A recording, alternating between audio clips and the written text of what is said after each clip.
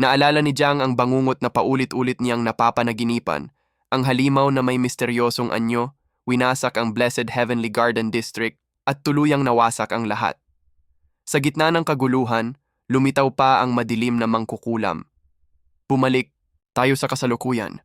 Pumutok ang baril ni Jiang, pinaputukan ang misteryosong halimaw pero tumalbog lang ang bala. Agad siyang nainis.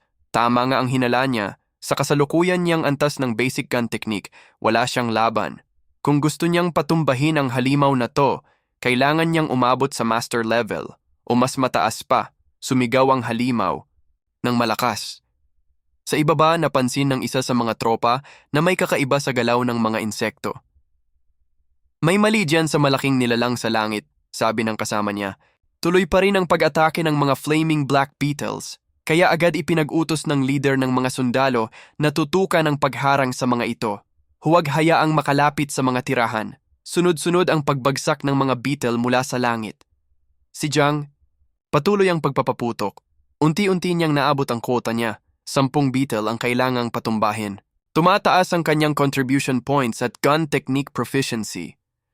Ngunit sa gitna ng laban, naging desperado si Jiang.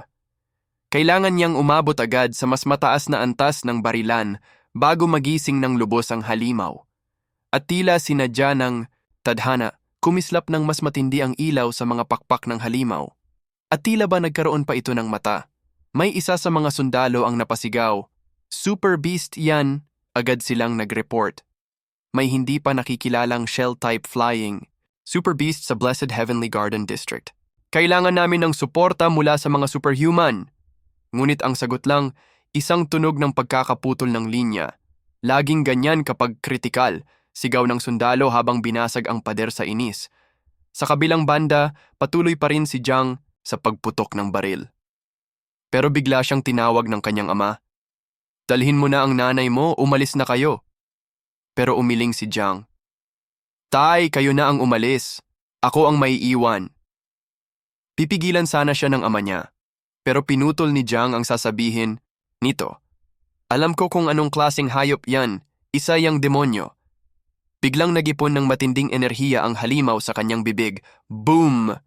Isang putok sabog ang paligid. Itim na usok ang bumalot sa buong lugar. Wala nang makita.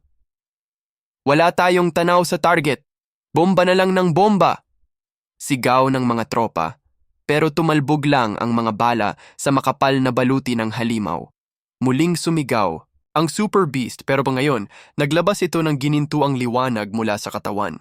Tinamaan ng liwanag ang mga beetle at mas naging mabangis pa ang mga ito. Nagkaroon sila ng kakayahang maglabas ng liwanag na parang laser at pinaputok ito diretso sa mga gusali. Sa isang bahay, biglang lumitaw ang isang beetle sa harap ng mag-ama. Anak, tumakbo ka! Sigaw ng ama sa takot. Pero bago pa makalapit ang halimaw, may sundalong dumating. Isang miyembro ng bayonet team ng Self-Defense Force. Sinaksak nito ang beetle sa ulo. Nakilala siya ng bata at agad siyang nag-ulat sa radyo. Huwag nating hayaang makalapit sa residential area. Dumating pa ang iba pang miyembro ng bayonet team.